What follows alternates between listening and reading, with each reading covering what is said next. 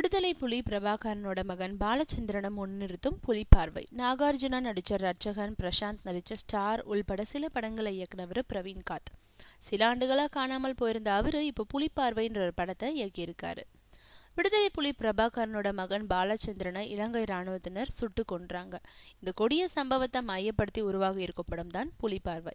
இந்த கதையில பாலச்சந்திரன் வேஷத்துல நடிக்க நூற்றுக்கணக்கான சிறுவர்களை அழிச்சு மேக்கப் டெஸ்ட் எடுத்த பிரவீன்காந்த் சத்யதேவன்ற 13 வயது சிறுவனை தேர்ந்தெடுத்து நடிக்க வச்சிருக்காரு. மேலும் விடுதலை புலிகள் இந்தியாவுக்கு எதிரிகள் இல்லைன்றத சொல்ல வரும் இந்த படத்துக்கான கதையை தயார் செஞ்சப்போ ஒரு சென்சார் அதிகாரியையும் உடன் வச்சு அப்பவே தேவையான இடங்கள்ல கத்திரி வச்சு ஸ்கிரிப்ட் ரெடி பண்ணியிருக்காராம் அவரு. படப்பிடிப்பு முடிஞ்சு ரிலீஸுக்கு தயாராயிட்ட இந்த படத்தை பார்த்த தணிக்கை குழுவினர் UA சர்டிபிகேட் கொடுத்திருக்கிறதா தெரிவிச்சிருக்காரு. மேலும் ஈழப்போரின் போது இலங்கை இராணுவத்தினால் சுட்டு கொல்லப்பட்ட 13 வயசு பாலச்சந்திரனோட மரணத்தை மறு விசாரணை செய்யும் ஒரு வரலாற்று பதிவா இந்த புலிப்பார்வை படத்தை தான் இயக்கி இருக்கிறதாகவும் சொல்றாரு பிரவீன்காந்த்.